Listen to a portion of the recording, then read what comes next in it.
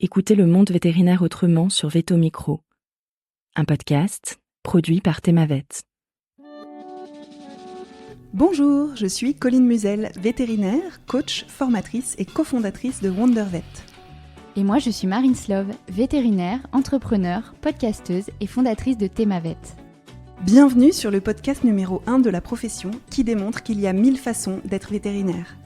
Vous entendrez ici des consoeurs et des confrères, qu'ils soient praticiens ou non, raconter leur parcours professionnel, leurs réussites et les joies qui vont avec, mais aussi leurs difficultés et leurs échecs.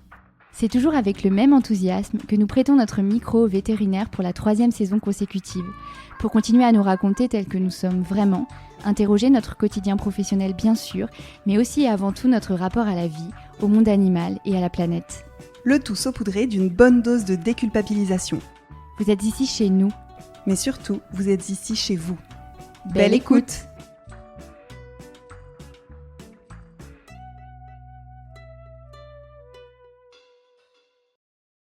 Bonjour à toutes et à tous. Aujourd'hui, j'ai le plaisir de recevoir notre confrère François Landais. Bonjour François, bienvenue sur Veto Micro. Bonjour Marine, merci. François, je t'ai contacté par le biais d'un ancien collègue de quand je travaillais dans l'agroalimentaire parce que tu as une particularité, c'est que tu as une activité 100% aviaire. Alors, vous n'êtes pas beaucoup en France. D'ailleurs, tu sais combien vous êtes ?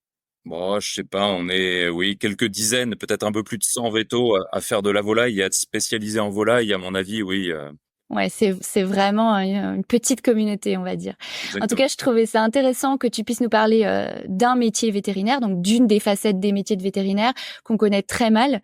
Moi, personnellement, je me rappelle du cours de monogastrique de rente à l'école, donc tout ce qui était aviaire et porcine, et ça avait pas trop la cote. Et moi, j'ai changé de regard en découvrant tout ça côté agroalimentaire, même si moi, j'étais dans la filière équine, j'avais des collègues, donc notamment ce collègue qui travaillait en volaille, et je me suis mis à m'y intéresser. Alors, pour te présenter rapidement, t'es sortie de Liège en 2004. Tu étais attirée par la rurale très tôt. D'ailleurs, tu as fait tes armes en rural en Mayenne. Puis, tu es descendue dans les Landes, donc là, changement de paysage, avec une envie d'avoir à terme une activité 100% avicole. Donc, finalement, c'est venu très tôt dans ton parcours. Tu vas nous en parler. Et aujourd'hui, tu es associée dans cette structure. C'est ça. Si tu es prêt, on y va. Eh ben, c'est parti. Et première question qu'on pose à tous les invités. Qu'est-ce qui t'a donné initialement envie de devenir vétérinaire ?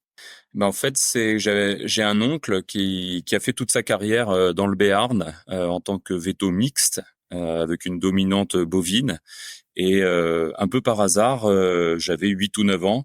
On était en vacances chez lui avec mes parents et il m'a proposé de venir le suivre en visite et ça, le déclic qui s'est fait à ce moment-là. Ouais. J'avais 8-9 ans, c'était les vacances de Pâques et j'ai passé une semaine à le suivre dans sa voiture, de ferme en ferme et voilà, c'est comme ça que j'ai découvert la profession. Et tu vivais en zone rurale, toi ? Tu connaissais un peu la ruralité ? Alors pas vraiment.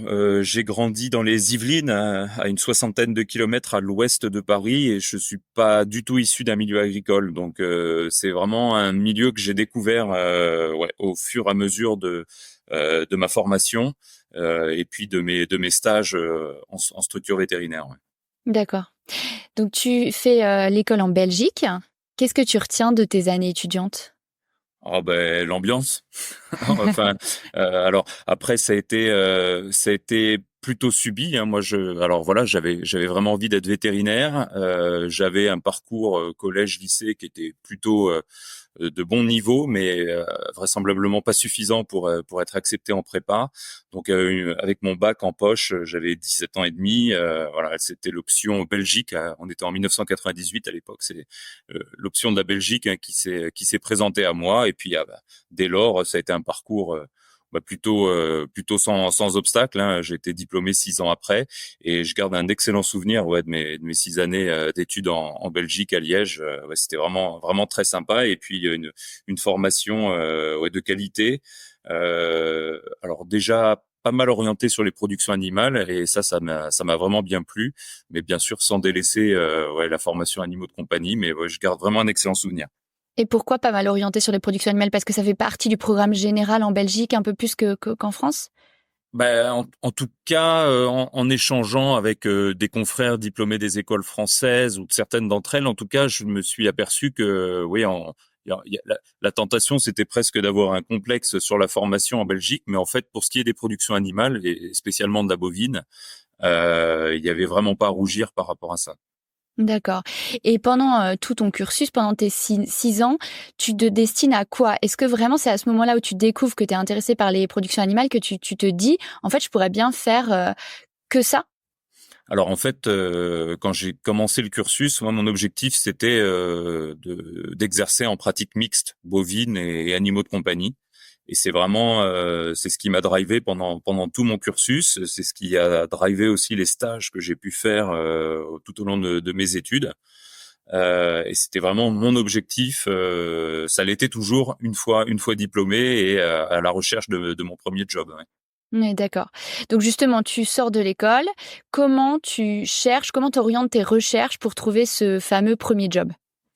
Alors, déjà, on a un stage à l'époque. Alors, je sais pas si c'est toujours le cas parce que je commence à vieillir un peu, mais à l'époque, en dernière année à Liège, on avait un stage d'un peu plus de 3 mois, et j'ai choisi de le faire dans une seule et même structure avec une activité mixte. Voilà, pour non seulement m'assurer que voilà la bovine, la pratique bovine était bien ce que je voulais faire et que j'étais aussi compatible avec l'exercice de la canine. Et c'est vraiment ce que j'ai recherché aussi lors de mon premier job. Et je suis parti en milieu. Donc les critères c'était en rural avec une grosse dominante bovine si possible, avec à la fois de la production laitière et de Mmh. l'obstétrique, et aussi une canine. Et en fait, j'ai atterri dans un cabinet en Mayenne avec 2 associés, tous deux de nationalité belge, et donc voilà, formés et diplômés en Belgique, et qui bossaient en Mayenne depuis, pour l'un, plus de 20 ans et l'autre une petite dizaine d'années. Et ils étaient dans un petit village où il y avait 2 cabinets vétérinaires historiquement. Et en fait, quand ils m'ont embauché, ils venaient de racheter la clientèle du veto qui était installée en phase 2. Donc voilà, c'était dans le cadre d'une fusion de 2 clientèles, avec un développement important de la canine par rapport à cette acquisition. Donc voilà, c'était un peu le défi quand je me suis installé. Continuer de me former en bovine et puis développer une activité canine. D'accord, donc tu as fait de la mixte C'est ça. et finalement cette expérience, qu'est-ce que tu en retires? Est-ce que c'est une bonne première expérience? Et combien de temps ça dure?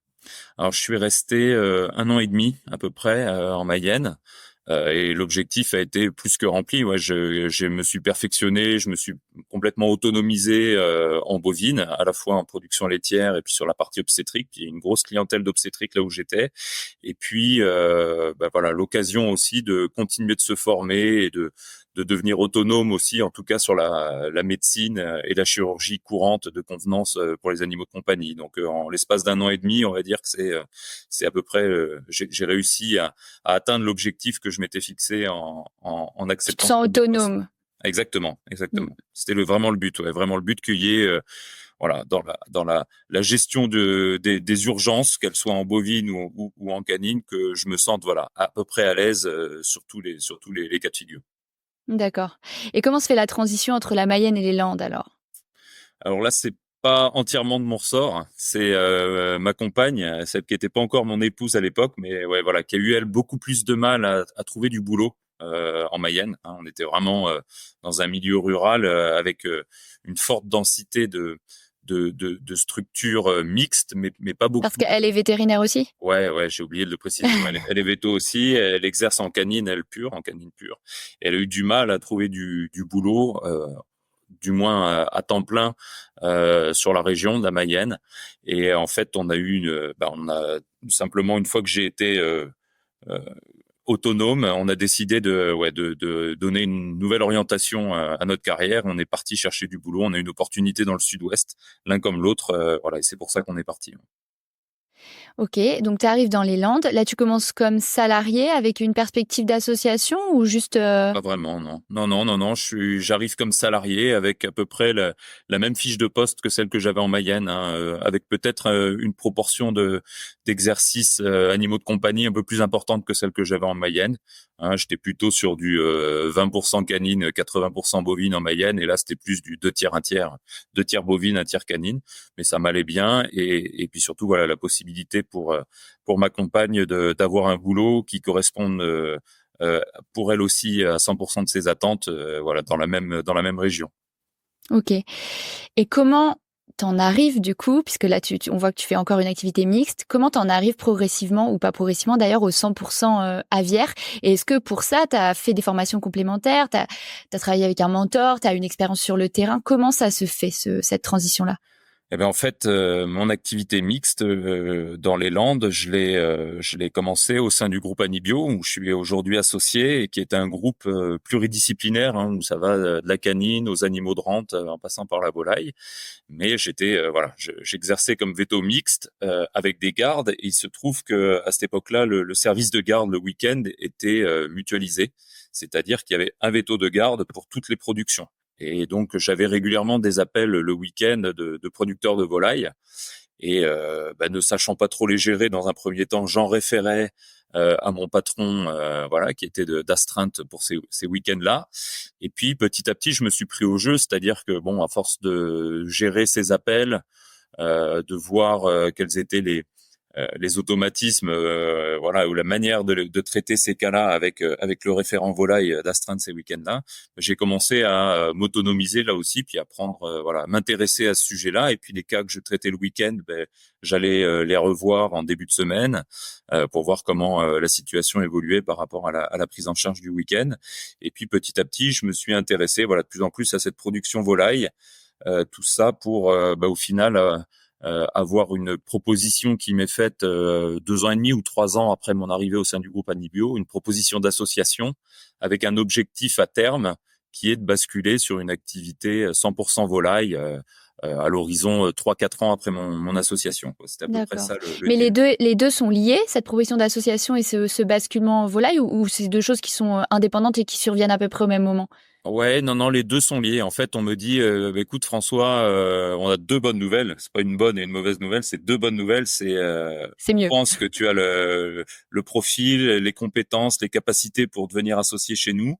Et il faudrait que ça se fasse, il faudrait que ça s'accompagne d'une bascule vers une activité volaille à 100%, parce que donc on avait il y avait plusieurs associés qui faisaient déjà de la volaille à cette époque-là, mais un d'entre eux arrivait en fin de carrière, l'âge avançant, et il n'y avait pas vraiment une date de départ à la retraite bien définie, mais on savait que ça allait finir par arriver tôt ou tard.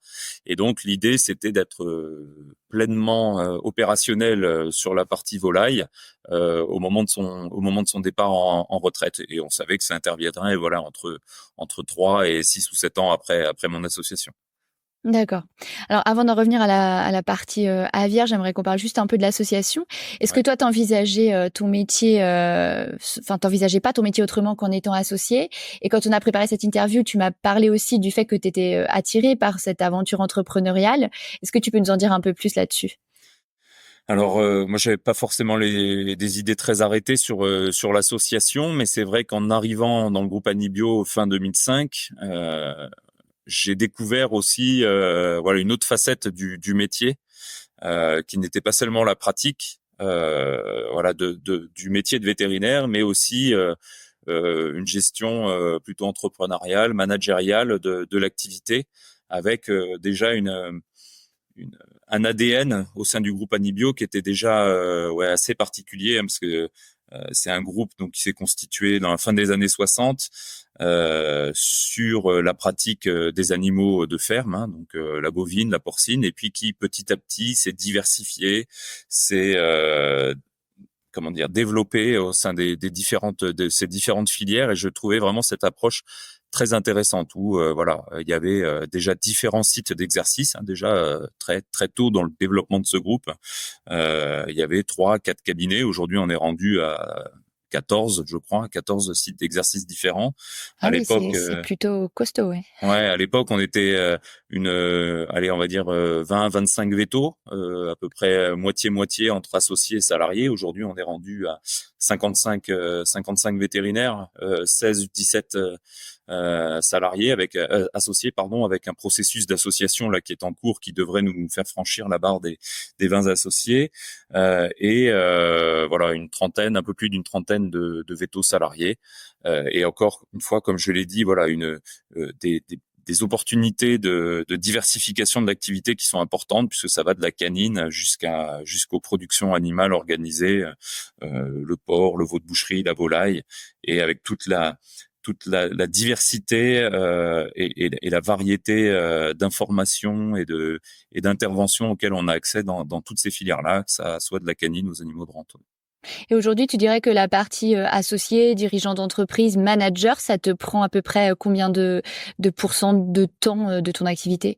Alors c'est ce qui fait la spécificité du groupe, c'est que voilà, il y a une valence managériale, entrepreneuriale très importante, mais du fait de notre taille, on peut aussi spécialiser ces fonctions-là et ces activités-là sur certains associés pour faire en sorte que les autres ne puissent se consacrer à 100% qu'à leur métier, ce qui fait leur cœur de métier. C'est-à-dire qu'aujourd'hui, négocier les achats avec des laboratoires, il y a forcément un ou deux associés qui s'en occupent, mais voilà, c'est pas l'ensemble des associés alors l'ensemble des associés bien sûr a son mot à dire, mais ça ne prend pas du temps à 100% de nos associés. Une répartition des tâches pour optimiser le temps de chacun, en fait. Exactement. Et ce qui, du coup, laisse la possibilité à quiconque de vouloir se spécialiser, y compris dans des fonctions qui sont plutôt satellites du métier de veto, hein, mais voilà, le management, le RH, le RSE,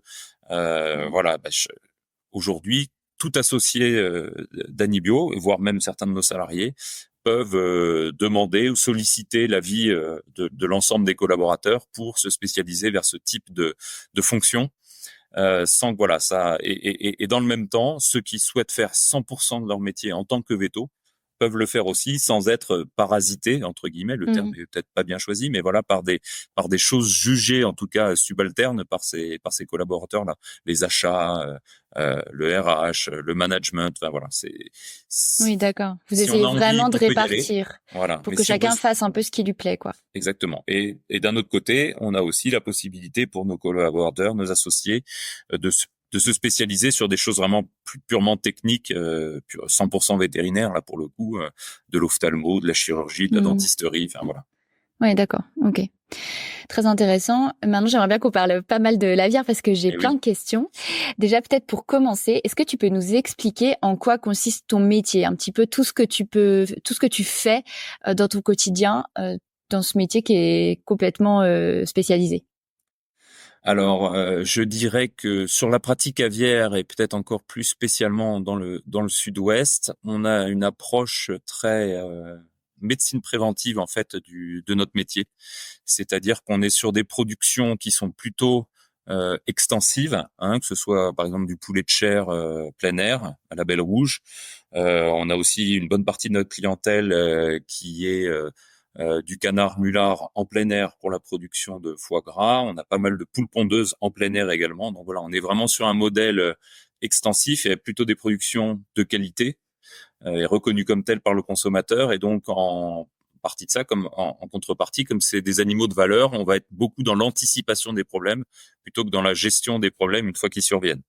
Hein, donc nous, on a une grosse partie de notre activité qui va être sur la gestion du nettoyage, de la désinfection des bâtiments et des plans de prophylaxie, des plans de vaccination de ces animaux pour faire en sorte que voilà, ils ne tombent pas malades compte tenu de encore une fois, de la valeur de ces animaux, hein, de la valeur individuelle dans certains cas de ces animaux et de la valeur ajoutée des productions qui sont en relation avec ces espèces.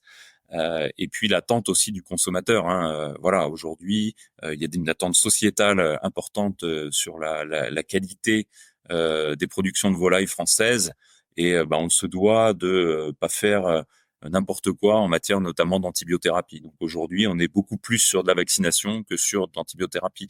Alors bien sûr, quand le problème survient, il faut le traiter. Il n'y a pas de sujet, il n'y a pas de débat là-dessus. Mais le but, c'est que on soit le plus possible dans l'anticipation, parce qu'on a une clientèle qui, du coup, est assez peu médicalisée et très vaste. On intervient sur, je crois que j'ai fait le compte là dernièrement, 17 ou 18 départements différents du sud-ouest de la France, et on peut pas intervenir en pompier en permanence. Donc on est pour cette raison aussi, on va être beaucoup plus dans l'anticipation et dans la médecine préventive sur la gestion de ces problématiques-là.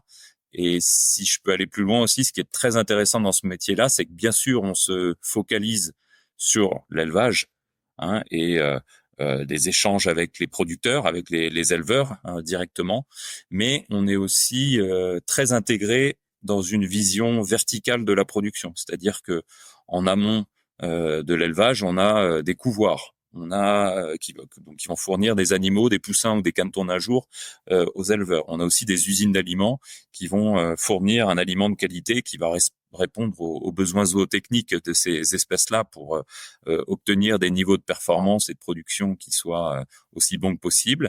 Et puis en aval, on a aussi des abattoirs avec des problématiques qui sont constatées à l'abattoir et qui peuvent bien sûr être en lien avec des problèmes identifiés ou non en élevage. Et je trouve que ce qui est vraiment passionnant dans le métier de véto-volaille, c'est d'avoir cette vision complète de la production. Et ce qu'on avait beaucoup plus de mal à avoir en bovine, enfin en tout cas à l'époque où j'en faisais, c'est-à-dire que l'interlocuteur en bovine c'était l'éleveur, mais on avait assez peu de relations avec les laiteries, avec les entreprises de sélection qui fournissaient les paillettes pour faire l'insémination. Enfin voilà, on n'avait pas cette vision complète de la production et ça pouvait en tout cas être un peu frustrant. Et cet aspect veto-pompier était un peu plus marqué en bovine, je trouve, et pouvait être un peu plus frustrant et plus vite fatigant. Et là, je trouve qu'en volaille, on a vraiment l'occasion d'avoir cette vision complète, et ça, c'est vraiment passionnant. Oui, d'accord. C'est ce que tu m'as dit en préparant cette interview, que c'est vraiment ça qui te nourrit dans ce métier, c'est d'avoir une approche intégrée de la production à tous les niveaux, à tous les échelons, en parlant d'amont et d'aval. Exactement.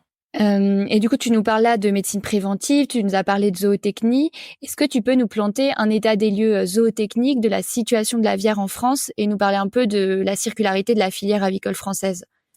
Oui, alors, on sort d'une période très compliquée. Alors, localement dans le sud-ouest et dernièrement à l'échelle nationale, mais aussi à l'échelle continentale, voire globale, avec la nouvelle donne liée au virus de l'influenza aviaire, qui nous a très durement impacté dans le sud-ouest de la France et sur la filière canard, notamment depuis 2015-2016. Et donc, moi, j'ai connu, malgré tout, les 3-4 années d'exercice avant l'influenza, ce que j'appelle maintenant la période de l'insouciance, où globalement, enfin, on savait que l'influenza était une menace, mais on savait pas jusqu'à quel point ça pouvait être une menace. Et puis par contre, des années de marasme, voilà, de 2015 à 2023, avec un changement là pour le coup important, qui est l'arrivée de la vaccination influenza, la possibilité de vacciner les canards contre l'influenza, ce qui était jusqu'alors interdit, purement et simplement. Donc c'est un changement complet de paradigme. Donc on a connu des années très difficiles où le virus circulait de manière imprévisible, mais quand il arrivait, par contre, c'était massif et ça réduisait quasiment à néant notre clientèle et notre activité volaille. Et on a connu ça pendant quasiment 7 années. Et ça a été avec abattage de certains élevages. C'est ça, alors l'abattage des lots contaminés, puisque avec la présence avérée du virus, et des animaux malades et voire des mortalités très importantes liées à la présence du virus sur ces élevages, mais aussi ce qu'on appelle poliment, pudiquement le dépeuplement préventif des lots voisins, et ça pouvait aller jusqu'à des rayons de 10 km autour des foyers. Donc très très vite, avec un virus qui est extrêmement contagieux et qui circule de manière active. On se retrouvait avec une clientèle qui était réduite à néant, des fois 4, 5, 6 mois de l'année. Et puis, on essayait de se remettre sur pied, tant bien que mal, les 6 mois qui restaient.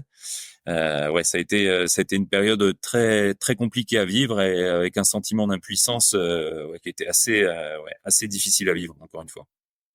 Oui, d'accord. J'ai une question. Est-ce que c'est une filière en croissance là avec la baisse de la consommation de la viande, ou est-ce que c'est plutôt une filière qui ralentit? Alors c'est une filière qui continue de se développer, mais avec des choses qui sont assez contre-intuitives. C'est que la viande de volaille globalement est en progression. C'est une protéine d'excellente qualité, que ce soit l'œuf ou la viande, protéines d'excellente qualité, assez bon marché, dans le contexte d'inflation qu'on a connu ces derniers mois, c'est un point important. C'est aussi une source de protéines animales pour lesquelles il n'y a pas d'interdit religieux, et d'un point de vue diététique, nutritionnel et d'un point de vue de l'impact environnemental, on en parle aussi de plus en plus, de l'impact et de l'empreinte carbone des productions animales et de la production de viande. la volaille s'en tire plutôt un peu mieux que la viande rouge globalement. Donc c'est un marché qui continue de se développer. Avec cependant quelque chose d'assez contre-intuitif, c'est que la part des importations dans la consommation française progresse. Et en fait, il y a eu un point de bascule en 2022 et notamment parce qu'on a eu une crise influenza aviaire au niveau national qui a très sérieusement dégradé la capacité de la France à produire de la volaille.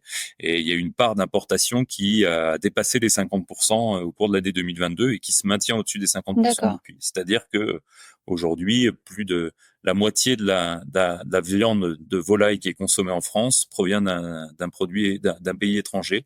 Et ça provient d'où? C'est les pays de l'Est? Alors ça peut, la Pologne, le Brésil aussi, qui est un grand pays producteur, et puis depuis peu l'Ukraine, en Ouais. solidarité avec la production ukrainienne dans le contexte de guerre. Il y a eu une abolition des droits de douane sur l'importation de poulet ukrainien dans l'Union européenne, mais ça a créé aussi un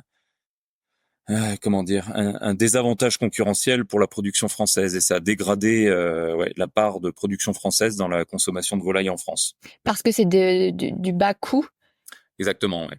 C'est une production meilleur marché, et voilà, et la concurrence c'était un changement brutal dans l'environnement concurrentiel des producteurs français, et ça a assez sérieusement déstabilisé la production, le secteur de la volaille en France. Ouais. Oui, donc une filière qui a quand même souffert ces dernières années à plein d'égards, quoi. Ouais, sanitairement, économiquement, oui, il se passe plein de choses, et c'est plein de nouveaux défis à relever. Donc, c'est intéressant. Et justement, dans cette histoire d'importation, je suppose aussi que si on importe de la volaille d'autres pays, c'est pas forcément les mêmes normes. Et quelle différence il peut y avoir entre du poulet importé et du poulet qui est produit en France? Ouais, je parlais du paradoxe un peu du secteur de la volaille en France, c'est que le consommateur globalement voit pas forcément d'un très bon œil des productions de volailles ou des ateliers de volailles qui s'intensifient, avec des tailles de bâtiments qui deviennent plus importantes et des tailles de lots qui deviennent aussi plus importantes quand c'est fait en France. Par contre, et c'est parfois, à mon avis, compliqué pour le consommateur de faire le lien de cause à effet, mais la volaille qui est massivement consommée par le consommateur français est produite de cette manière-là dans des pays étrangers, que ce soit en Ukraine, au Brésil, en Thaïlande, voilà. Par exemple, tout ce qui est inclus dans des aliments transformés, par exemple. Oui, entre autres, et donc il y a de fortes chances que quand on achète un poulet, un sandwich au poulet ou une salade César au restaurant, il y a de fortes chances pour que le poulet qui se retrouve dans ces plats-là ait été produit en dehors de la France.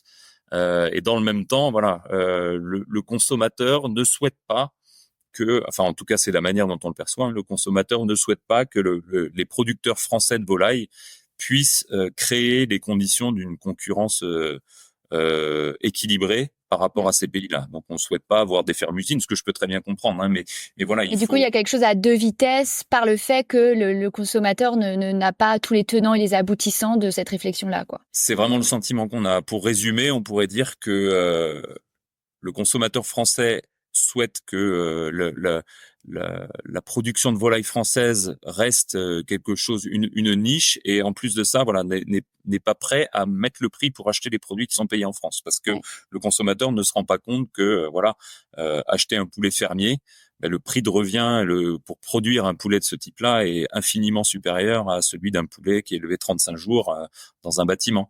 Voilà. Et massivement, quand les consommateurs français vont faire leurs courses, ils vont acheter du poulet de 35 jours sans le savoir nécessairement. Mais voilà, ils sont pas prêts à mettre le prix d'un poulet français élevé dans de meilleures conditions. Ouais, d'accord, très clair. Et est-ce que c'est une filière qui s'inscrit dans quelque chose de durable, qui essaie de minimiser son impact sur l'environnement? Si oui, comment? Je sais pas, par exemple, en minimisant l'utilisation d'intrants, tout ce qui concerne la régénération des sols, voilà. Est-ce que c'est une filière qui de plus en plus s'oriente vers quelque chose de durable? Oui, oui. Indéniablement. Donc la production de poulet aujourd'hui, on rentre dans des choses un peu techniques, mais les indices de consommation, donc c'est-à-dire la quantité d'aliments qu'un poulet consomme pour produire 1 kilo de muscle, les indices de consommation sont de l'ordre de 1,6, 1,7 Hein, donc, on est vraiment sur une efficience alimentaire très importante. Donc, c'est-à-dire que le poulet va en fait être un organisme capable de valoriser les protéines végétales pour en faire des protéines animales d'excellente qualité et de manière, encore une fois, voilà, très très très très efficiente. Avec, en plus de ça, alors si on considère la production voilà en claustration, hein, où les poulets sont dans les bâtiments, ben on a quelque part une préemption, hein, sur le sol et sur le foncier qui est en plus de ça faible. Et dans la même Donc l'objectif, filière, c'est de réduire les fuites d'azote, en fait.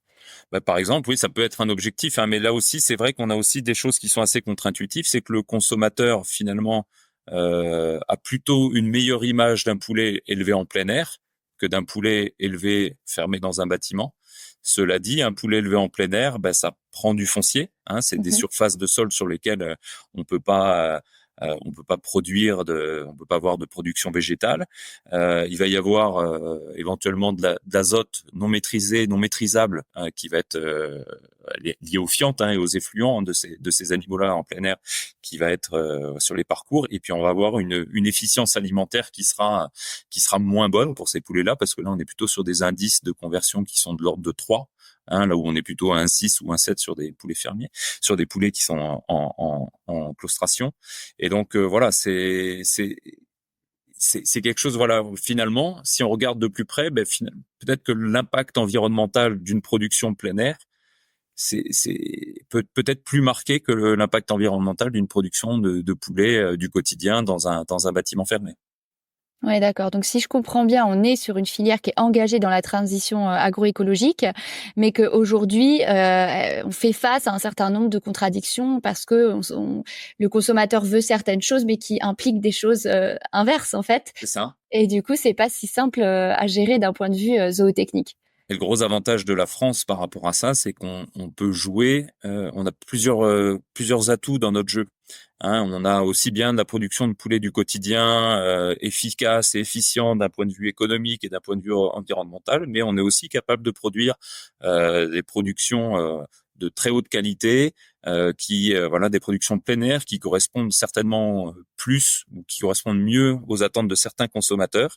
Et on peut jouer toutes ces cartes-là parce qu'on a toute cette diversité-là de la production dans le panel de la production française. Et ça c'est quelque chose de très intéressant. Ouais, On peut d'accord. s'adresser à l'ensemble des consommateurs, les plus petits budgets et qui vont plutôt pour lesquels voilà le prix va être l'élément central, le premier élément. Et on a aussi peut-être des consommateurs qui vont être un peu plus soucieux de la manière dont les animaux sont élevés, ou alors au contraire des consommateurs qui vont être soucieux de la manière dont ces animaux-là vont impacter sur l'environnement. Ben on a tout un panel de produits en France liés à la volaille qui peuvent répondre à toutes ces attentes. Ouais, d'accord. Pour continuer à parler un peu de la circularité de la filière, est-ce que notre filière française, elle est relativement autonome vis-à-vis des intrants? Alors, oui et non. En tout cas, elle s'autonomise. Elle s'autonomise. Alors, il y a bon, alors jusque récemment, notre ministère de tutelle, c'était le ministère de l'Agriculture et de la Souveraineté alimentaire. Donc, on voit bien qu'il y a un vrai enjeu lié à la capacité de la France à produire des aliments qui sont consommés en France. Je l'ai dit tout à l'heure, pour le cas de la viande de volaille, c'est pas le cas. On produit, on importe 50% de la consommation française. En revanche, pour la consommation d'œufs, on est à l'autonomie, on est à l'équilibre entre la production et la consommation en France. Donc ça, voilà, ça c'est intéressant. Il reste néanmoins un point important, c'est que le soja, notamment le soja d'importation, est encore régulièrement incorporé dans les aliments avec lesquels on nourrit ces volailles, et qui a forcément un enjeu de relocalisation de la production de protéines végétales, alors tourteaux de soja, tourteaux de colza, voilà, au moins à minima sur le continent européen, voire en France, ou alors de continuer à importer ces protéines végétales en s'assurant que ce soit pas lié à de la déforestation, par exemple. Hein, Oui, d'accord. là aussi minimiser l'empreinte carbone encore des productions. Mais encore une fois, hein, l'empreinte carbone des productions de volailles, c'est bien moins important que l'empreinte carbone de la production de viande rouge, hein, de viande bovine singulièrement. Oui, d'accord, ok. J'ai une autre question. Qu'est-ce que la santé connectée et l'intelligence artificielle peuvent apporter à la filière? Il y a eu un article dans la semaine vétérinaire sur le porc et la volaille connectée, un très bon article d'Anthony Concalves. Est-ce qu'il y a des avancées là-dedans sur la partie volaille? Ah oui, oui, c'est des productions. Enfin, les productions organisées sont des productions où la technologie prend une place importante. Alors là aussi, pas dans tous les élevages de la même manière. On a parlé plutôt d'élevage fermier précédemment, où l'image de de la tradition, le poids de la tradition est encore très important. Mais on a aussi euh, des des outils qui permettent aux éleveurs de mieux anticiper là aussi les problèmes et de mieux piloter la performance de leurs élevages, puisqu'on peut avoir de l'automatisation. Ça, c'est vraiment le b.a-ba de la technologie dans les bâtiments, mais de l'automatisation de la ventilation, de l'automatisation de l'éclairage, de l'automatisation de l'ouverture des trappes quand les poulets et les poules pondeuses accèdent à des parcours extérieurs. Et puis, on a des choses un peu plus fines qui vont permettre de mesurer quotidiennement la consommation d'aliments, par exemple, avec des silos dans lesquels l'aliment est stocké, qui sont placés sur des jauges de contraintes et qui permettent de connaître très précisément la consommation d'aliments. Et on sait bien que une consommation d'aliments qui est en baisse, ça peut être le signe annonciateur éventuellement d'un épisode sanitaire, quel qu'il soit. Donc ça permet là aussi de mieux l'anticiper. Et à contrario, une consommation d'aliments qui dérape, c'est peut-être aussi le signe d'une mauvaise assimilation, en tout cas d'une mauvaise valorisation de cet aliment, éventuellement lié à des phénomènes, je sais pas moi, d'entérie, toutes choses comme ça, et on va avoir en fait une moins bonne valorisation des ingrédients qui sont présents dans l'aliment. Donc, tout ça nous permet de piloter très finement la performance, et on a maintenant aussi, on commence à voir des choses comme des caméras placées dans les bâtiments qui permettent d'analyser et d'interpréter le comportement des animaux, le comportement au moment d'aller se nourrir, le comportement au moment d'aller boire, les interactions qu'on peut avoir, et qui peuvent là aussi voir même dans certains cas des micros qui vont permettre de détecter des formes de toux. Ouais. Elle en parle dans l'article d'une analyse acoustique des bruits respiratoires sur des volailles de chair pour analyser les troubles respiratoires. Exactement, c'est exactement ça. Ce qui permet à l'éleveur, alors non pas de moins bien s'occuper de ses animaux, mais d'être plus efficace là aussi dans l'accompagnement de ses animaux et dans la gestion de ses troupeaux, parce qu'en fait, on va pas reprocher à un éleveur de pas passer 18 heures par jour dans ses bâtiments. Et c'est vrai que si un micro ou une caméra peuvent permettre d'accéder à une forme d'éleveur augmenté, c'est-à-dire qu'il va voir des choses et entendre des choses même quand il n'est pas présent dans le bâtiment. Là, clairement, on va améliorer la gestion sanitaire et zootechnique des lots de volailles. Donc, c'est quelque chose forcément de très prometteur. Est-ce qu'il y a des applications aussi en termes de traçabilité, ou est-ce qu'on est déjà très abouti sur ce sujet? On est déjà très abouti sur ce sujet, et la pression, en fait, elle est venue par l'aval, par les abattoirs et les consommateurs, où il y a un besoin de par les cahiers des charges. J'ai parlé des productions label rouge, que ce soit en poulet de chair ou en poule pondeuse. On peut parler aussi du canard à foie gras label rouge ou IGP dans le sud-ouest, avec des cahiers des charges sur le sourcing des matières premières alimentaires, des choses comme ça qui sont vraiment très importantes. Et puis de plus en plus, les distributeurs communiquent sur l'image de l'éleveur, savoir exactement où est située la ferme, comment l'éleveur gère son élevage, pour amener le plus possible de transparence et d'information aux consommateurs soucieux d'avoir accès à cette information, justement. Ouais, d'accord. Et du coup, en matière de santé connectée et d'intelligence artificielle, aujourd'hui, on est sur des produits qui sont commercialisés, ou on est encore sur de la R&D et de la preuve de concept? Les deux. Il y a déjà des bâtiments qui sont connectés, qui disposent de ce genre d'outils pour essayer d'augmenter, d'améliorer le travail de l'éleveur, et donc en cascade l'interaction qu'il peut avoir avec son vétérinaire dans l'anticipation des problèmes. On est aussi sur des productions où il y a les cycles de production sont importants. On est sur des productions relativement courtes. Un poulet, ça s'élève entre 1 mois et demi et 3 mois. Donc en fait, quand il y a eu un problème sur un lot, on est très vite en mesure d'amener des améliorations qui vont permettre de mieux gérer le lot suivant. voilà, qui va arriver et qui arrive généralement très très vite. Donc on voit très rapidement le fruit de nos conseils, de nos suggestions en matière de prévention, voilà, pour les lots suivants. Et ça, c'est vraiment quelque chose de très appréciable aussi. Ouais, d'accord. Depuis tout à l'heure, tu parles de viande et d'œufs. Du coup, il y a, je suppose, deux grandes filières, la filière chair et la filière pondeuse. Est-ce que tu peux nous expliquer les différences qu'il y a entre ces deux filières en termes de gestion? Ah ben ça a pas grand-chose à voir, même c'est vrai que si on parle de la même espèce, hein, d'un côté on a une poule pondeuse et de l'autre côté on a un poulet et des poules d'ailleurs, un mâle et femelle qui sont élevés pour faire de la viande.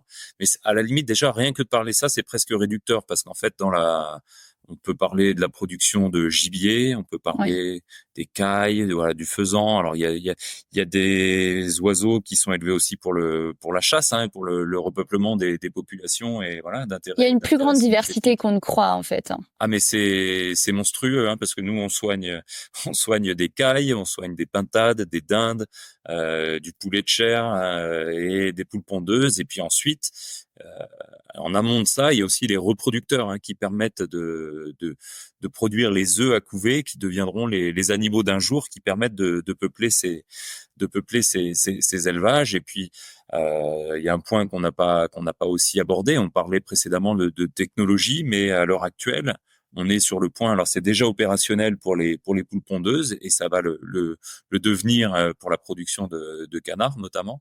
On est capable de sexer les embryons dans l'œuf pour savoir très tôt en fait dans le processus d'incubation si l'œuf va donner naissance à un poulet mâle ou à une poule femelle, et ce qui peut avoir un intérêt notamment voilà, pour la production de poules pondeuses, hein, c'est assez clair qu'il faut des poules femelles, hein, pour faire des œufs et que les mâles, les frères de ces poules femelles n'ont que très peu d'intérêt. Donc soit il y a un marché pour ces animaux et on amène les œufs jusqu'au processus d'éclosion, soit il n'y a pas de marché et alors on est capable de détruire les œufs avant même que l'embryon soit doué d'une quelconque forme de sensibilité, hein. Et donc ça, c'est une grosse avancée aussi rendue possible par la technologie pour les filières volailles. Et c'est une révolution qu'on est en train de vivre là en temps réel, hein, puisque c'est des outils technologiques qui sont opérationnels depuis à peu près 2 ans dans nos filières. Alors la transition est parfaite parce que figure-toi que ma prochaine question portait sur les polémiques et controverses de la filière. On sait que voilà, l'écologie, le bien-être animal, c'est au cœur des préoccupations sociétales, mais aussi des préoccupations de nos étudiants vétérinaires. Ils sont beaucoup à écouter ce podcast. Donc toi qui es de l'intérieur, j'aimerais que tu nous fasses un petit récapitulatif et que tu désamorces peut-être des idées reçues. Donc on va commencer par cette partie dont tu viens de parler, qui est l'élimination des poussins mâles de 1 jour et le broyage des poussins. Donc là, tu es en train de nous dire que la filière s'organise pour avoir une alternative à cette pratique.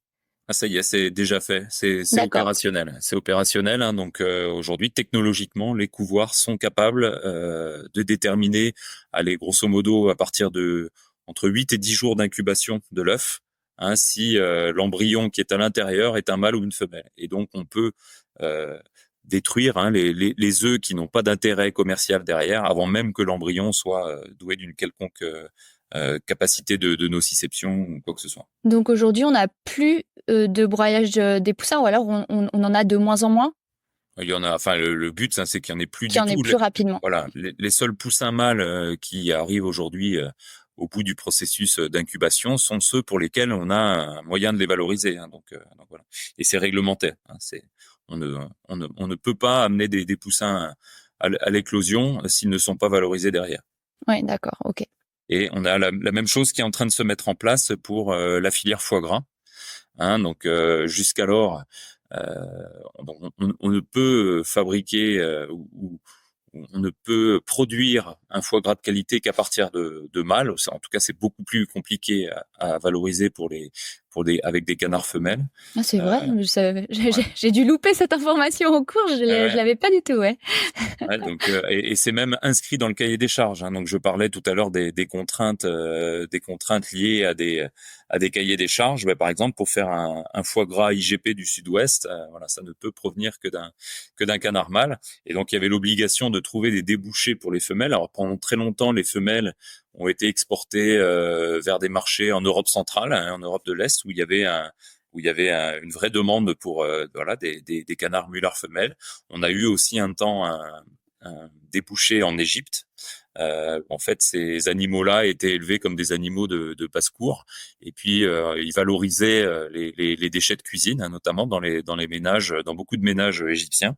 Et puis, avec les contraintes commerciales liées à la circulation de virus influenza hautement pathogènes en France, ces marchés à l'export ont été réduits à néant. Et donc, il a fallu trouver une autre solution. Et c'était pas simple. Et en fait, la solution qui paraissait la plus naturelle, c'était de sexer les embryons de canard dans l'œuf pour ne donner naissance qu'à des mâles ou alors à des femelles qu'on est en capacité de valoriser.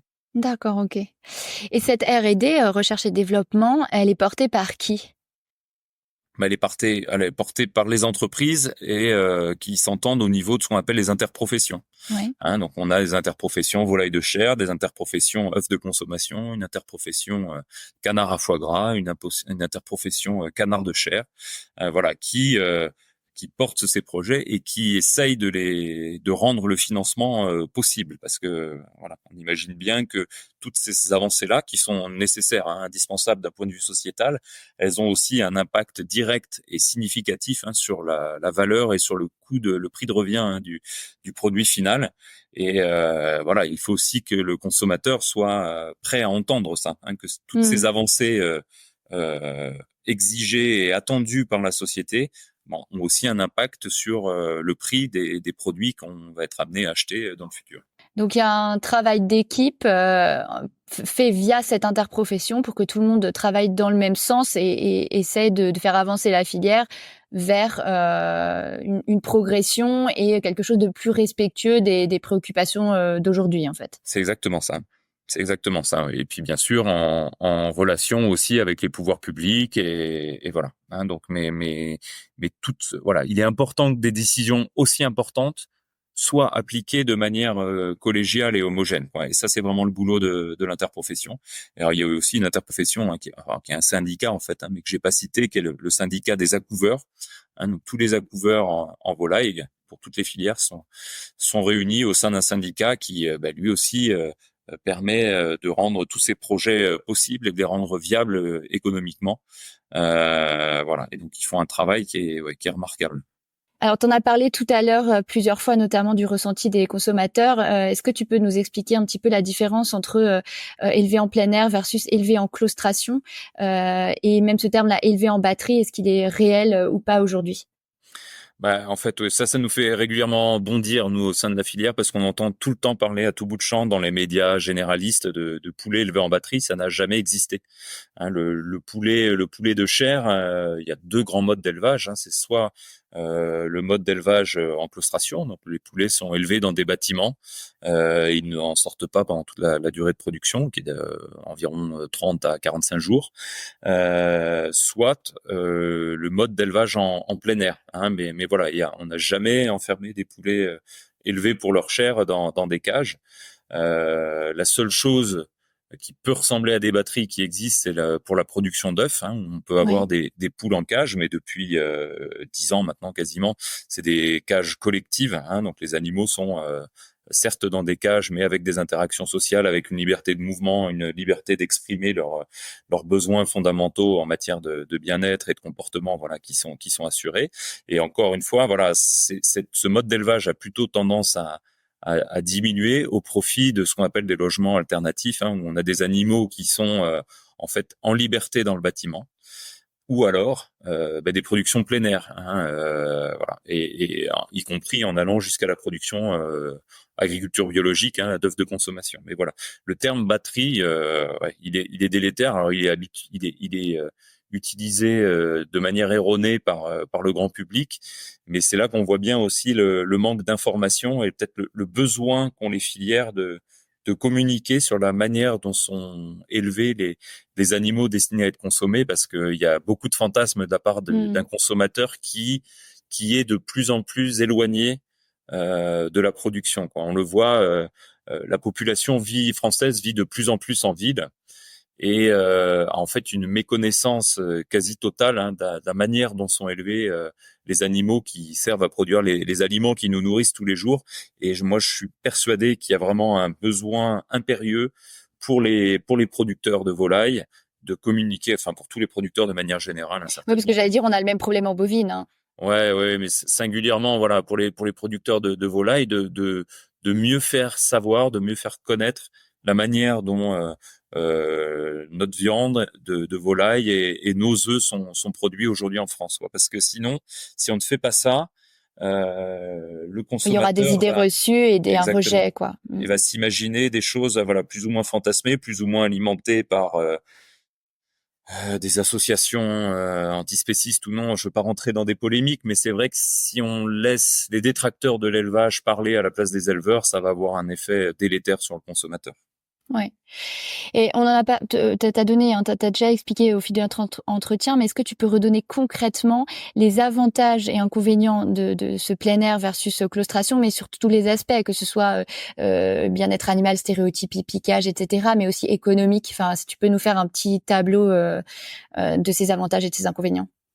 Grosso modo, le poulet en plein air, le poulet label rouge, c'est génial pour l'image d'Épinal, mais en fait, voilà, c'est un poulet qui va être élevé plus longtemps, qui va moins bien valoriser l'aliment, et qui va avoir une emprise sur le foncier. Hein, ça nécessite des surfaces de parcours importantes, donc une emprise sur le foncier importante et qui se retrouve. Alors, il y a de plus en plus des démarches où on va planter des arbres, et notamment, pourquoi pas des arbres fruitiers sur les parcours des volailles, où on va avoir en fait une synergie entre... Pour valoriser un peu mieux, exactement, quoi. Exactement, hein, une synergie entre la production animale et la production végétale.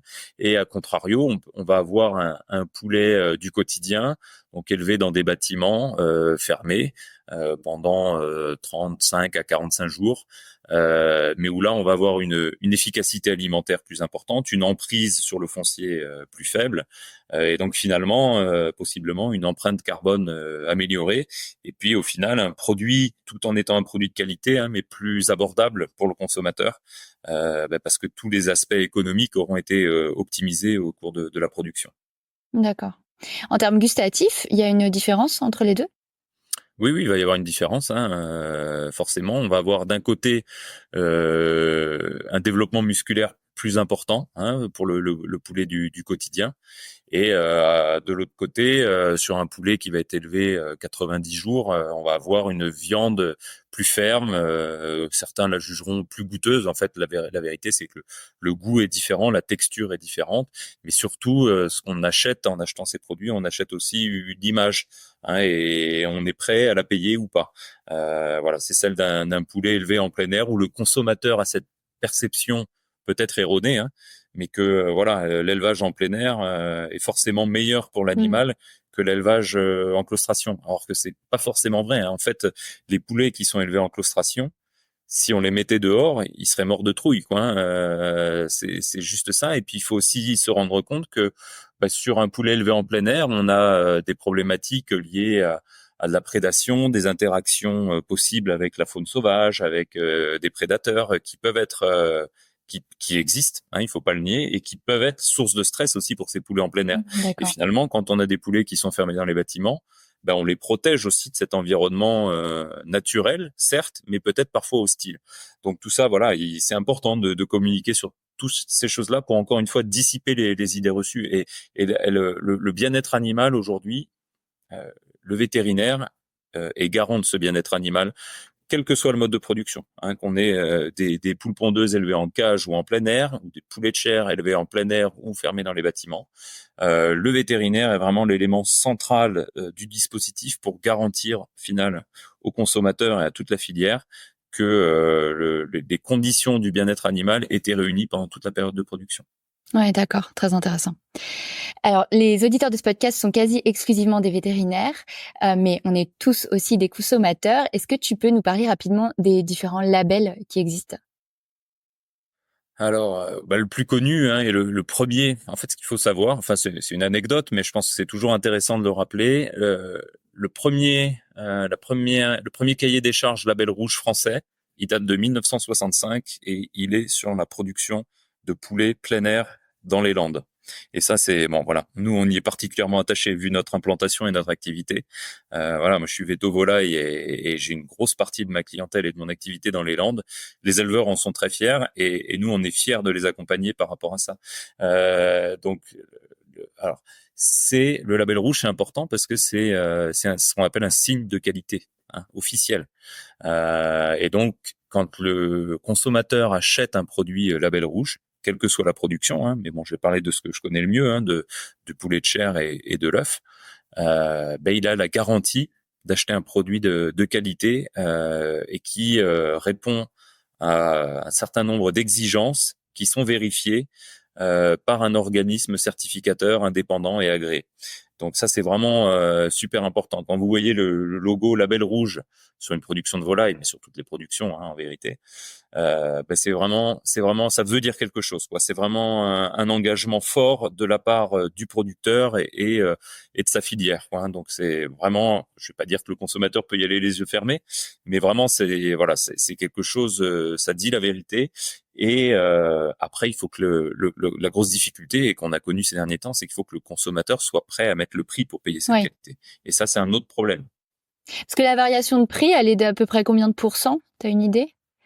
Grosso modo, ramené au kilo, vous allez avoir un poulet label rouge qui peut être trois fois plus cher qu'un. Ah oui, d'accord, ouais. C'est vraiment conséquent, Ouais. quoi. Oui, mais ça encore, ça c'est normal pour faire un kilo de poulet label rouge, c'est 2 fois plus d'aliments consommés, quoi, hein, Bien sûr. quasiment pour l'éleveur. Donc et c'est 2 à 3 fois plus de durée d'élevage, hein. Donc forcément, ça a un impact sur le produit final. Et puis là aussi, il y a des exigences en termes de sourcing et de composition de l'aliment, hein. Donc voilà, qui sont importantes. L'absence d'OGM, hein, notamment dans l'aliment des poulets label rouge. Ouais, d'accord. Qui est un point important. Ok. Alors moi, j'ai fini mes questions sur la partie filière. Est-ce que j'aurais oublié quelque chose? Est-ce qu'il y a quelque chose que tu voudrais ajouter sur cette partie-là? Je crois pas, hein, on a brossé vraiment ce qui fait les caractéristiques, en tout cas dans le Sud-Ouest, hein, la médecine préventive, les difficultés liées à l'influenza, les difficultés de perception, de communication vis-à-vis du consommateur. Non, je pense que honnêtement, c'est quelque chose d'assez complet, hein. On a survolé, hein, mais c'est complet. Alors, j'ai des questions un petit peu différentes. Je voulais savoir si économiquement, donc dans une structure mixte, hein, ce qui est ton cas, un veto 100% aviaire dans une région avicole, ce qui est ton cas également, c'est rentable. Alors, oui, c'est rentable. Mais parfois, notre modèle économique a été très bousculé, notamment pendant les périodes de crise sanitaire, hein, où donc en fait, quand on a eu de l'influenza aviaire, on était bien content de ne pas avoir qu'une activité volaille au sein du groupe Anibio. Oui. Et la solidarité entre les différentes filières au sein de notre groupe était vraiment quelque chose de très très important pour nous. À savoir que voilà, quand on a connu des années de marasme sanitaire, nos collègues qui exercent en animaux de compagnie ou qui exercent dans les productions organisées des autres espèces, nous ont soutenus, quoi. Et pas seulement moralement, aussi financièrement, économiquement. Donc on a continué à avoir une activité qui était soutenable globalement au sein du groupe Anibio, même quand l'activité volaille était plus compliquée. Oui, ça a du sens dans une diversité d'espèces finalement, ce qui est votre cas à vous en fait. Ah oui, et c'est pour ça qu'on est très très attaché à notre modèle, qui est un peu un mouton à 5 pattes, hein, le groupe Anibio. Je pense pas que on a on voit aujourd'hui des groupes vétérinaires qui se constituent dans le paysage français, que ce soit sur l'activité canine de manière très importante et très intense là depuis 4-5 ans. Historiquement, en production organisée et en activité purement production organisée, on avait déjà une structuration importante dans le paysage français, mais nous, on constitue un peu une chimère, quoi, hein, un groupe de 55 vétérinaires qui fassent, où il y ait aussi bien des chirurgiens orthopédistes, des ophtalmos, que des vétos qui n'interviennent qu'en production organisée, voire certains uniquement en hygiène agroalimentaire, voire d'autres uniquement sur de la poule pondeuse ou de la poule reproductrice. bon, au sein de la même entreprise vétérinaire, je pense que c'est quelque chose d'assez unique en France. On est assez fiers de ça. C'est le résultat de plus de 50 ans d'histoire. Le groupe Anibio, il s'est constitué en 1968 et on est très très attaché pour toutes ces raisons-là à notre modèle et on a vraiment à cœur de le faire perdurer. Et en fait, voilà, quand les productions animales se portent bien, on finance des investissements en canines et ça nous permet d'avoir au sein de notre entreprise des capitaux qui sont 100% vétérinaires et qui sont détenus voilà par les vétérinaires du groupe. On n'a pas besoin d'avoir des consolidateurs externes qui viennent nous apporter des capacités de financement, d'investissement. On n'a pas besoin de faire entrer des fonds de pension dans notre capital. Voilà, nous, notre capital, il est détenu à 100% par les vétos associés du groupe Anibio et on est très fiers de ça et on a vraiment l'intention de faire durer ce modèle-là et de continuer à se développer voilà au niveau local ou régional face à des consolidateurs, voilà, avec chaque modèle ayant ses avantages et ses inconvénients, hein, mais on a bien l'intention de continuer à faire perdurer ce modèle. Ok, c'est intéressant. Et du coup, ce type de modèle, il est possible, à ton avis, dans quelle grande région française on peut avoir une activité aviaire conséquente? Ah globalement, le Sud-Ouest, le Grand Ouest, et puis il y a aussi une activité aviaire importante dans le centre-est. Hein, donc ça va d'une région que les gens connaissent bien généralement, qui est la Bresse, mais en descendant, en allant vers la Bourgogne et en descendant dans la vallée du Rhône, il y a aussi une production de volailles importante dans ce secteur-là et significative en tout cas. Hein, mais globalement, voilà, on a trois grands bassins de production qui sont alors une qui est très prédominante, hein, qui est le bassin Bretagne Pays de Loire. Et puis à côté de ça, on va voir le sud-ouest et le centre-est qui sont où on a des modèles d'élevage un peu différents, mais une activité qui néanmoins permet de se spécialiser dans une activité volaille D'accord. au sein des structures existantes. Et alors, est-ce qu'un vétérinaire 100% aviaire qui plus est associé a le temps d'avoir des loisirs? Ah bah oui, c'est important. C'est important pour l'équilibre. C'est un métier alors comment dire, pas toujours très bien perçu par nos confrères. Des fois, on a vraiment l'impression d'être un peu le vilain petit canard. Hein. Ah oui, c'est vrai, c'est le cas de le dire. Ouais, c'est ça. Les Et vétos. Alors pourquoi voilà. tu penses?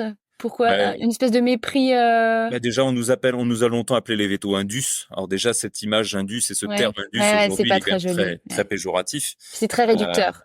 Ouais, en plus c'est réducteur parce que nous on est vraiment, mais c'est le cas, oui, c'est le cas pour tous les vétos volailles. Hein, on intervient sur des élevages où tout le monde a l'intention et l'ambition de faire une production de qualité, quel que soit le modèle. Encore, on y a passé pas mal de temps à l'expliquer, mais voilà, en dehors de ça, voilà. Alors c'est vrai que on passe beaucoup de temps au téléphone, on passe beaucoup de temps dans la voiture, on est aussi beaucoup dans les élevages, hein, mais c'est difficilement comparable à un veto canin qui va faire des consultes toutes les 20 minutes. Quoi. On n'a pas c'est pas le même travail, et c'est pas la même fatigue à la fin de la journée. On est fatigué aussi à la fin de la journée, hein, quand on a fait 300 kilomètres, on a répondu à 50 coups de fil.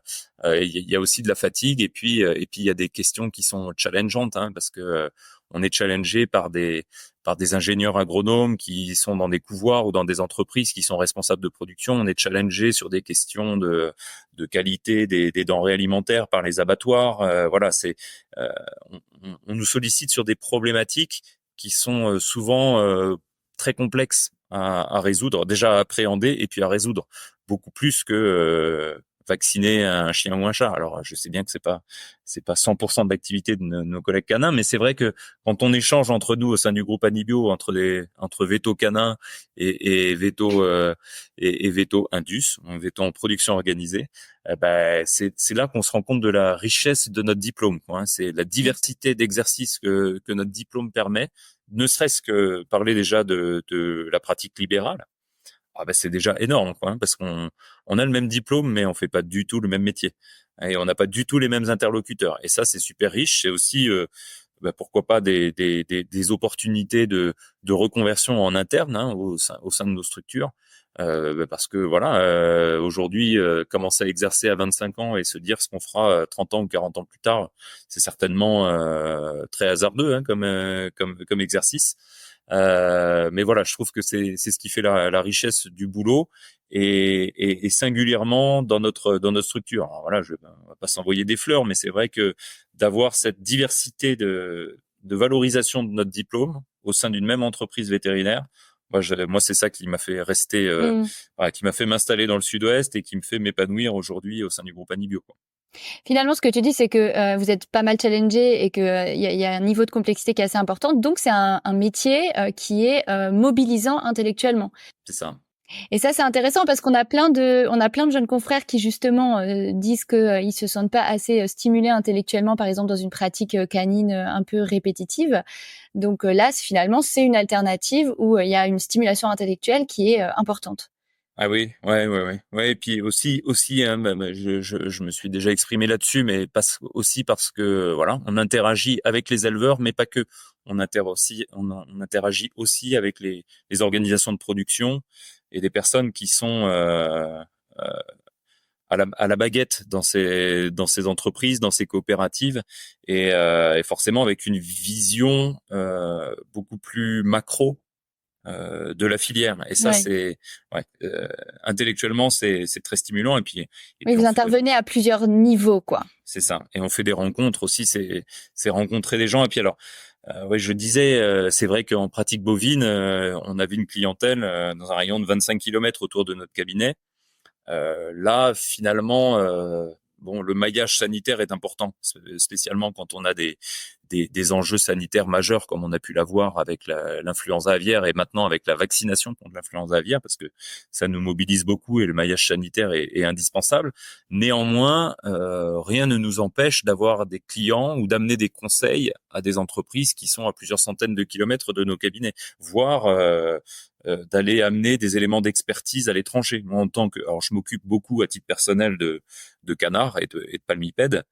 De l'expérience française de l'influenza aviaire, puis de la vaccination contre l'influenza aviaire, est très très intéresse beaucoup d'autres pays européens. Et donc, on est constamment sollicité par des confrères dans d'autres pays du monde, d'Europe et du monde, pour amener cet éclairage-là. Donc, j'étais moi dernièrement en Espagne, en Hongrie, je me suis rendu plusieurs fois en Pologne, pour échanger avec des confrères sur la manière dont le challenge influenza aviaire avait été relevé en France, et ça aussi, on va pas se mentir, hein, c'est super intéressant. Il n'y a pas beaucoup de filières, pas beaucoup de modalités d'exercice qui permettent d'échanger à ce niveau-là aussi facilement qu'en volaille, en tout cas. Ouais, d'accord. Et justement, j'enchaîne sur une question que je pose souvent à la fin. Qu'est-ce que tu dirais aux jeunes consoeurs et aux jeunes confrères qui écouteraient ce podcast un peu avec les yeux ronds en se disant « Ah tiens, je connaissais pas, ça a l'air pas mal, ça pourrait venir enrichir ma pratique. » Qu'est-ce que tu aurais envie d'ajouter? Surtout qu'ils assouvissent ce besoin de curiosité. Nous, on a alors la chance qu'on a aussi, c'est que en volaille, c'est vrai qu'on était assez peu exposés. Alors dans certaines écoles peut-être un peu plus que d'autres, mais en fait les étudiants vétérinaires, les jeunes diplômés connaissent assez peu cette activité-là. Et vraiment, j'encourage fortement les étudiants à venir voir ce que c'est que la pratique en aviaire. On a un besoin, nous, très important de jeunes vétos pour nous aider à mettre en œuvre la surveillance liée à la vaccination influenza. Donc on recrute beaucoup. Clairement, il y a un besoin. Nous, on recrute. Moi, quand je me suis associé, on était 3 dans l'équipe volaille au groupe Anibio. Aujourd'hui, on est 8. En l'espace de 15 ans, D'accord. on a quasiment triplé notre effectif. En tout cas, le besoin, il est triplé parce que aujourd'hui, entre les CDD, les embauches ponctuelles là pour des missions de surveillance de vaccination influenza, on est en permanence avec 1 ou 2 vétos qui viennent nous épauler par rapport à ça. Et c'est une pratique beaucoup plus diversifiée et certainement beaucoup plus stimulante que l'image qu'en ont les étudiants et les jeunes diplômés. Ça, c'est sûr. Et puis, l'autre atout qu'on a aussi, c'est que en venant faire un stage au sein du groupe Anibio, nos jeunes confrères, les jeunes étudiants pourront voir plusieurs métiers au cours du stage, puisqu'on fait encore une fois de la bovine, du porc, de l'aviaire, mais aussi de la canine. Et pour ceux qui oseraient pas et qui se diraient « Oh là là, j'en sais pas assez, je me sens pas assez apte », est-ce qu'il y a des formations qui permettent d'aller plus rapidement sur le terrain ou de se faire une idée et de se sentir à l'aise? Alors là-dessus, il faut être complètement décomplexé. Moi, je m'épanouis dans l'exercice aviculture sans jamais avoir eu la moindre formation spécifique par rapport à ça. Alors bon, des fois, ça peut être complexant, mais finalement, bon, les compétences c'est important, mais on peut aussi les acquérir sur le terrain. Et la légitimité du terrain, elle est aussi très reconnue dans cette filière-là. Mais après, oui, il y a des formations. Il y a un CEAV, hein, D'accord, en il y a un aviculture CEAV, qui ouais. permet d'approfondir ses connaissances. Parce que c'est vrai que dans certaines écoles et à Liège, je peux en témoigner, hein, parce que voilà, on avait une formation en médecine des volailles qui était embryonnaire, quoi, hein. Bon, à Toulouse, voilà, avec Jean-Luc Guérin et tout ça, il y a un peu une culture un peu plus importante par rapport à ça. L'école de Nantes aussi, mais dans les autres écoles, des fois, c'est un petit peu, ouais, c'est un peu le parent pauvre, hein, la Ah formation ouais, moi je me aviaire. souviens, hein, enfin je suis sortie en 2011, on a fait vraiment très peu. Je me souviens d'ailleurs de cette révision de partiel, d'avoir juste travaillé toute la nuit, tout oublié le lendemain, c'est pas bien. Mais tellement c'était marginal, effectivement, dans notre Ouais, ouais, mais en cursus. Ça fait, a peut-être changé, hein, je sais pas, mais... c'est super technique. Alors, ah oui, il y a un point, il y a un point quand même qu'on n'a pas parlé, c'est que le diagnostic, il est parfois un diagnostic lésionnel, en tout cas le diagnostic clinique. Il est parfois un peu hasardeux en aviaire. Hein. Les symptômes sont assez frustres.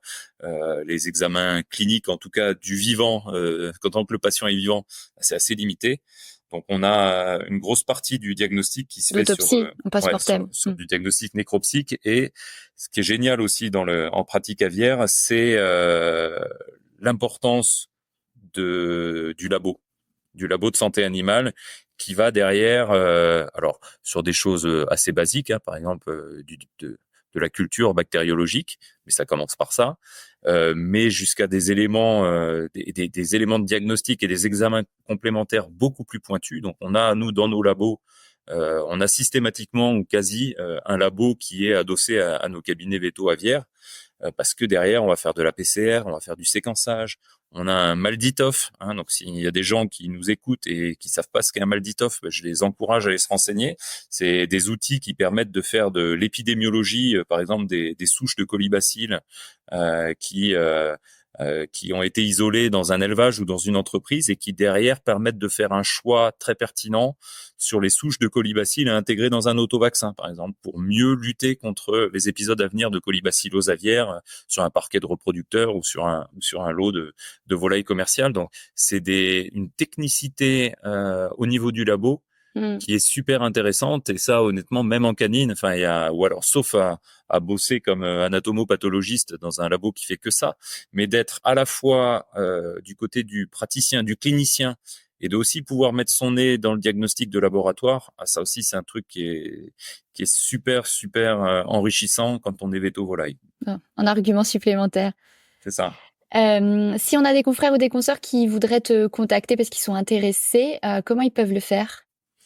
Alors oui, vous tapez recrutement Anibio, groupe Anibio sur n'importe quel réseau social et vous allez à un moment ou un autre voilà tomber sur une de nos pages. On essaye d'être aussi présent que possible dans les écoles vétérinaires pour améliorer notre visibilité, notre notoriété auprès des étudiants parce qu'on a des besoins de recrutement importants, hein, dans toutes les filières.